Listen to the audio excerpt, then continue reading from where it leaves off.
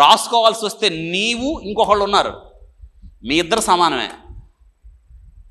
నీ పేరు రాసుకుంటావా, నీ పక్కనోడి పేరు ముందు రాస్తావా? మన పేరే రాసుకుంటాం. ఏదైనా మన పేరు తర్వాతే. ఒకళ్ళు వచ్చారు నా దగ్గరికి, అయ్యా ఏం లేదు నువ్వు ఆదుకోవాలంటే. ఏంటన్నా? ఈరోజు నువ్వు వాక్యం చేయడానికి రావాలి అన్నారు. నేనా ఇప్పుడా? లేదయ్యా రావాల్సిందే. ఎందుకనన్నా నేను ఇంత అకస్మాత్తుగా ఏంటి? ఎందుకు అంటే పాంప్లెట్ చూపించారు. ఏమైందన్నా, పొరపాటున ప్రింటింగ్ వాడు ఒకటో పేరు రెండో పేరు కిందకేశాడు. ఆయన అలిగాడు, మొదటి పేరు నాదేయకుండా నాకన్నా చిన్నోడిని తెచ్చి మొదటి పేరు నేను మీటింగ్స్కి రానన్నాడు. సిగ్గులేని జనం, దేవుని పేరు పెట్టి దేవునికి అవమానాన్ని తీసుకొస్తున్న జనం.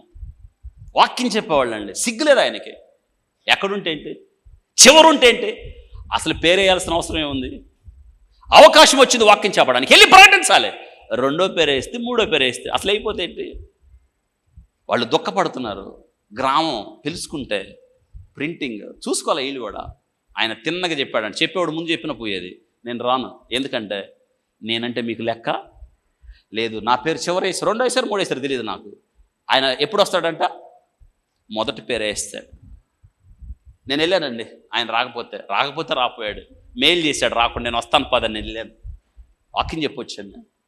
ఇప్పుడు చెప్పండి, అందులో మన పేరే లేదు, మన పేరు లేదు, మన ఊరు లేదు, మనం ఎవరో కూడా తెలియాల్సిన అవసరం అస్సలు లేదు.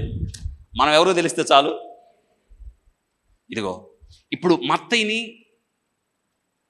తోమాను పంపించాడు దేవుడు, ఇద్దరిద్దరుగా పంపించాడు.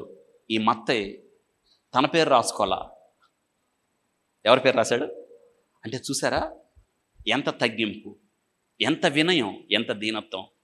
ఇతరులను ఘనంగా ఎంచడం మనకున్నదా? పైగా ఈయన తన గురించి రాసుకునేటప్పుడు ఏమని రాసుకున్నాడు తెలుసా? సుంకపు గుత్తదారుడు. అది విలువలేని ఉద్యోగం, పాపిగా లెక్కించబడే ఉద్యోగం, దేశద్రోహిగా లెక్కించే ఉద్యోగం. తన గురించి నన్ను రాసుకునేటప్పుడు తను ఎవరో చెప్తున్నాడు, నేను పాపిని ఒకనప్పుడు. మనం రాసుకుంటామట.